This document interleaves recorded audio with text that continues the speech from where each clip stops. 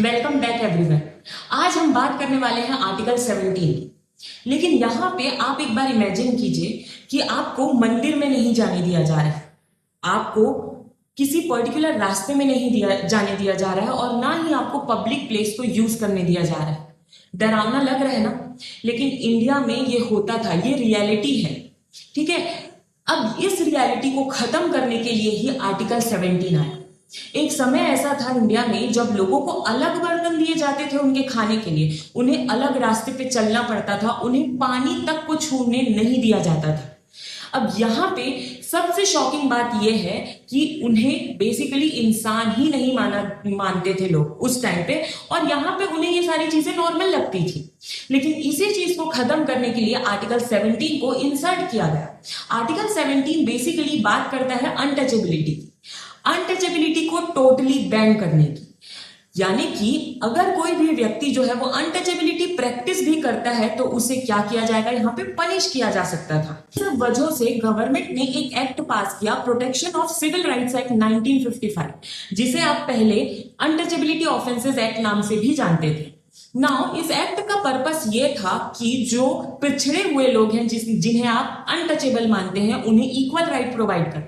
Basically इस act के through जो बैकवर्ड, जो अनटचेबल लोग थे, उन्हें बेसिकली पब्लिक प्लेस में एक्सेस दिया गया, उन्हें टेंपल में एक्सेस दिया गया, शॉप्स में एक्सेस दिया गया, और वो भी पूरे के पूरे सम्मान के साथ। तो बेसिकली आपका आर्टिकल 17 जो है सिर्फ और सिर्फ एक मॉरल स्टेटमेंट नहीं है, आपको ये याद में रखना है। आर्टिकल 17 जो है वो एक एनफोर्सेबल राइट है। कैसे? क्योंकि आर्टिकल 17 जो है वो यहाँ पे किसी भी अनटचेबल प्रैक्टिस को पनिश करता है। अनटचेबिलिटी को इलीगल नहीं माना, कॉन्स्टिट्यूशन ने यहाँ पे सोसाइटी को एक मैसेज दिया।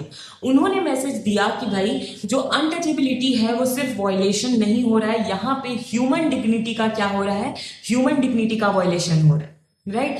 पर इस पर्टिकुलर सेक्शन को समझने के लिए हमें एक लैंडमार्क केस यहाँ पे देखना होगा, जो कि है स्टेट ऑफ कर्नाटका वर्सेस अप्पा बालू इंगले।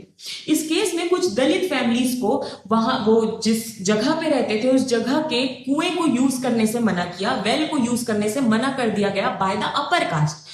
उनका मानना यह था कि देखो भाई, अगर ये जो दलित्स हैं ये इस वेल को यूज करते हैं तो पूरा का पूरा पानी जो है वो खराब हो जाएगा और उस पानी को कोई भी यूज नहीं कर पाएगा।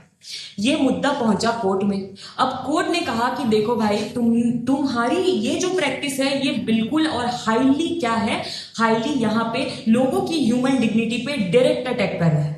आर्टिकल 17 को इंसर्ट करने के पीछे का रीजन यहाँ पे सिर्फ इतना नहीं है कि आप इस प्रैक्टिस को बैन कर दें, बल्कि अगर ऐसा कोई भी व्यक्ति कर रहा है किसी भी दूसरे व्यक्ति के साथ, किसी को भी अनटचेबल मान रहा है, तो यहाँ पे आप उसे क्या करेंगे, आप उसे पनिश कर सकते हैं।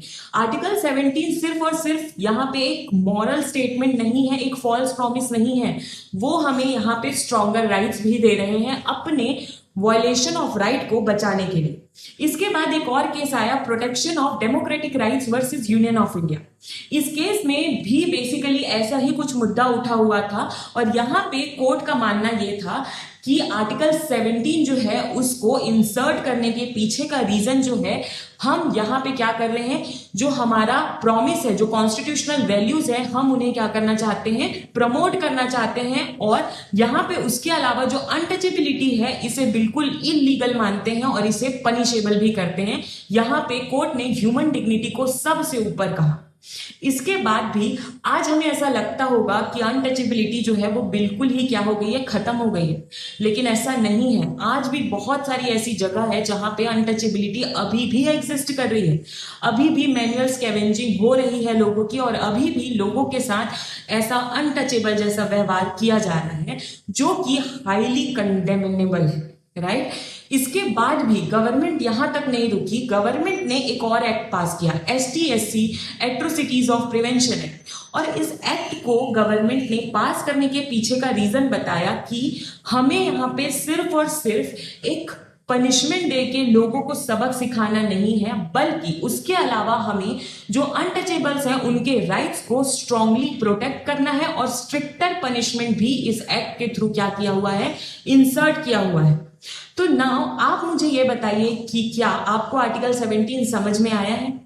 अगर आपको आर्टिकल 17 समझ में आया है तो आप नेक्स्ट वीडियो के लिए वेट कीजिए जो कि है article 18. Till then, subscribe Legal Analogy and also press the bell icon and save this video.